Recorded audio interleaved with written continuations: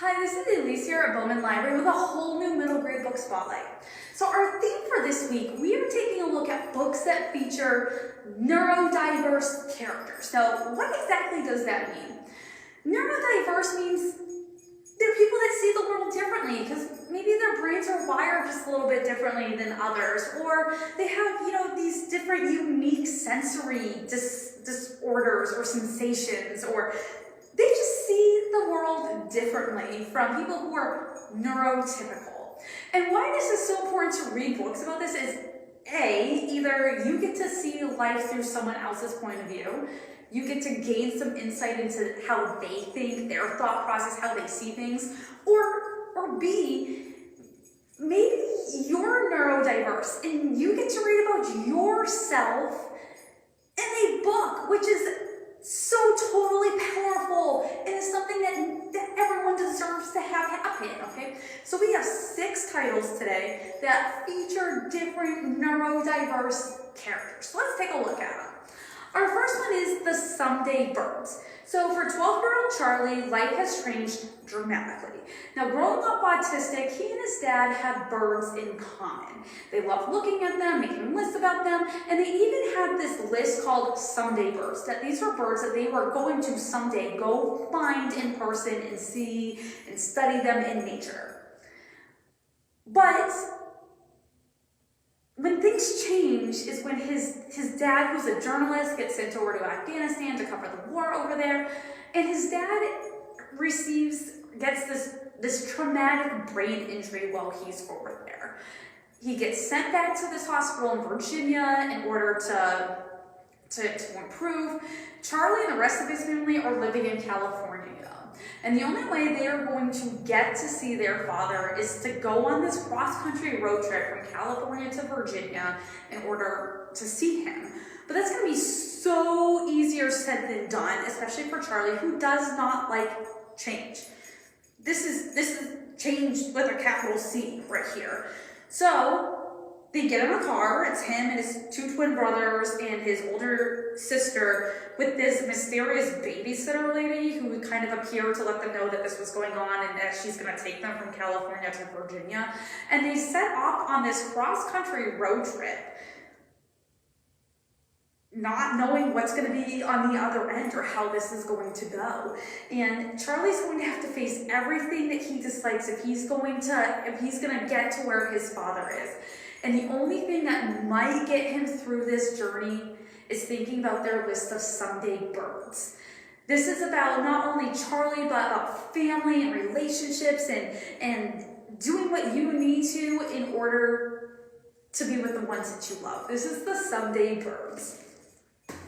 Forget Me Not.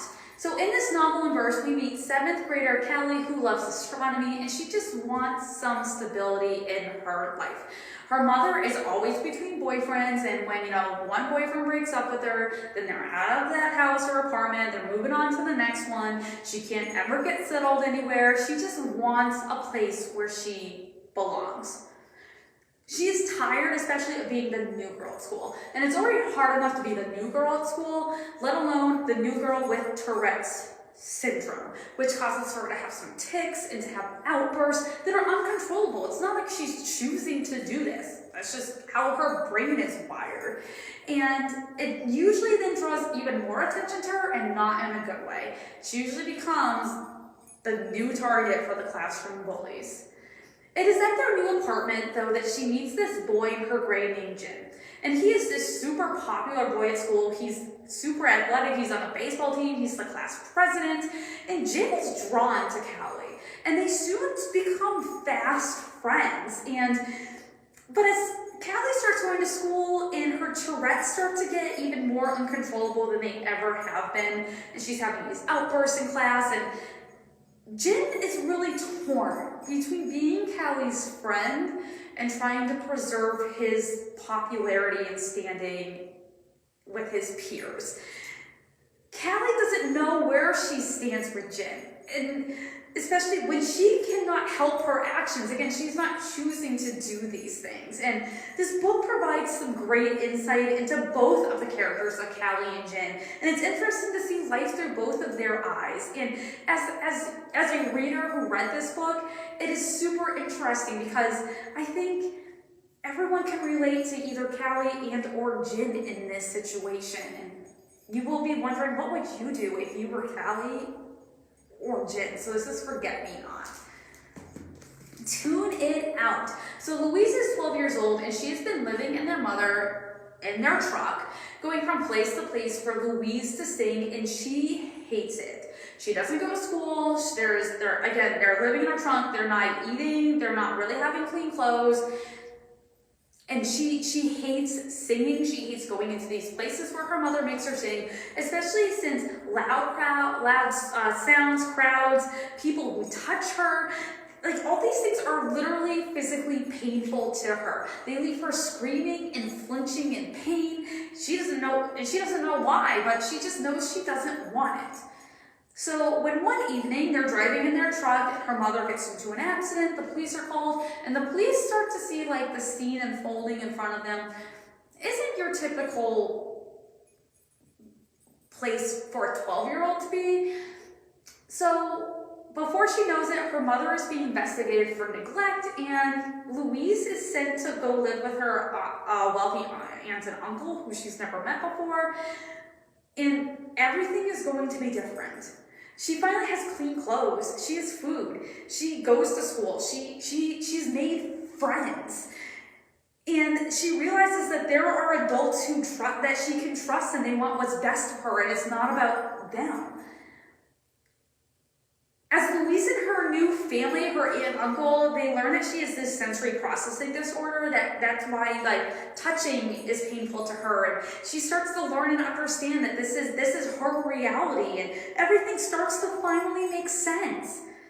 But that's when her mother decides to re-enter the picture, and it's going to be up to Louise to decide for herself what it is that she wants for her new normal. This is Tune It Out. Focus. So Clea is having a hard time in school. She doesn't know why she keeps failing tests. She's unable to get her homework done. She gets really distracted, and on top of all that, she just blurts stuff out in most inopportune, inappropriate times, including information and secrets that are not hers to share, including a secret that her best friend never, ever, ever wanted anyone to know, and now everyone knows. That is when her parents decide that they need to figure out what is going on here, and they send Clea to some professionals, and that is when Clea is diagnosed with ADHD. Clea is super angry, but there is a part of her that she's hopeful. Now they kind of know what is going on with her, and they can kind of come up with a game plan and how this is gonna change her life. But Clea wants it to magically happen overnight, and it's not going to. So it is then that she realizes that it's going to be up to her to take control of her life and to make it what she wants it to be. But the journey's going to have some twists and turns.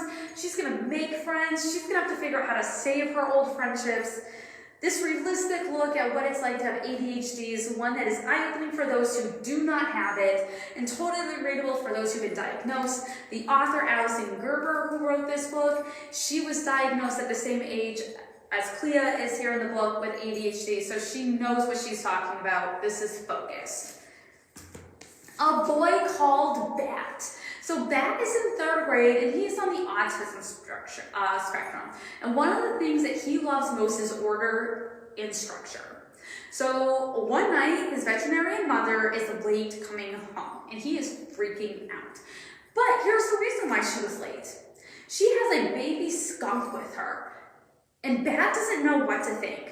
His mother explains that they are going to keep the skunk for 1 month until it is able to live on its own and survive, and then they're going to take it to a wildlife rescue.